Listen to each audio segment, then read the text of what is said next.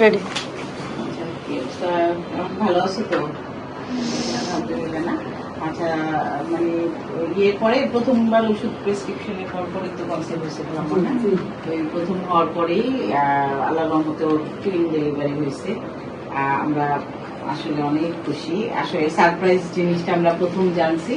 তো আপনাকে অনেক ধন্যবাদ। মাঝখানে আপনার ওর হাজবেন্ড দেশের বাইরে চলে গেছে, তো সবকিছু মিলে ও আবার আসছে আমার কাছে ফলো আপে।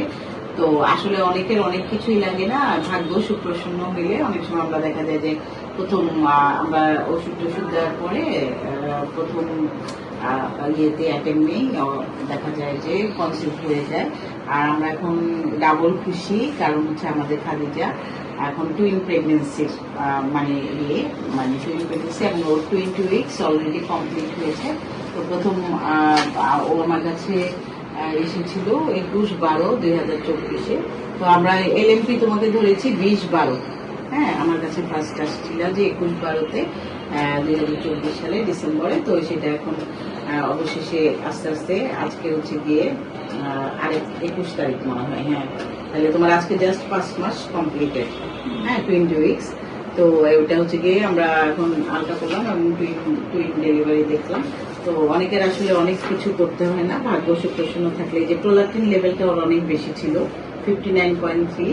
তো এটার কারণেই হয়তো বা আসলে সবকিছু মিলিয়ে ওর হাজবেন্ড যেহেতু প্রবাসী ছিলেন, উনি মনে হয় 2-3 মাস যাওয়ার পরে লাস্ট অ্যাটেমে আমার কাছে আসছিলেন। তো আমরা থাইরয়েড আর খুব সুপারফিশিয়াল কিছু টেস্ট, থাইরয়েডটাও আমি থাইরয়েড 3.9 হওয়াতে আমি অল্প করে দিয়েছিলাম। হ্যাঁ, 25 মাইক্রোগ্রাম থাইরয়েড চলছিল। আর ওর হচ্ছে অ্যান্টি প্রোলাক্টিন, যেটা ডিপ্রেশন করার জন্য প্রোলাক্টিন হরমোন ওষুধটা, এফএসএস লেভেলটা ভালো ছিল। আর ইউরিনারি এই কয়টা পরীক্ষার মাধ্যমে ট্রান্সভ্যাজানাল সোনোগ্রাফি ছিল।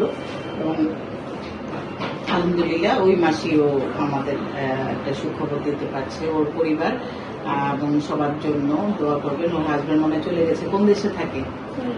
হ্যাঁ, সৌদি আরবে। আচ্ছা, ওখান থেকে তো অনেক খুশি, তোমাকে রেগুলার ইয়ে করে। শুধু প্রেগনেন্ট হলে হলো না, এখন যেহেতু 2 বাচ্চা, ওর বমি হয় যেটা আমি জানলাম, এবং ডাবল খাবার খাইতে হবে। হ্যাঁ, এখন 2 জনের ওয়েটের ব্যাপার আছে। তো 2 জন বাড়বে, ওর থেকে যে পুষ্টিগুলা যাবে ওগুলা আমি তো এখানে অনেকগুলো খাবারের নাম লেখা আছে। হ্যাঁ, তারপর 8 ঘন্টা ঘুমাবে, প্রয়োজনীয় বিশ্রাম নেবে, এবং হচ্ছে গিয়ে ঝুঁকিপূর্ণ ভ্রমণ, দূরের জার্নি এগুলো এড়িয়ে চলবে। প্রথম 3 মাস যেটা হচ্ছে ওর ভারী কাজ তো এখন করেনি, তো ওই স্টেজটা আমরা পার হয়ে এসেছি। এখন ওই যে তোমার টিটেনাস টিকা কয়টা দিয়েছো? 3টা দিয়েছি। আচ্ছা, সেই টিটেনাস গুলাও আমরা চাচ্ছি যে তুমি এই মাসে 7 মাস করলে পরবর্তীতে দিবে। হ্যাঁ, ভালো থাকবেন, দোয়া করবেন ওর জন্য, আরো উপদেশ রয়েছে।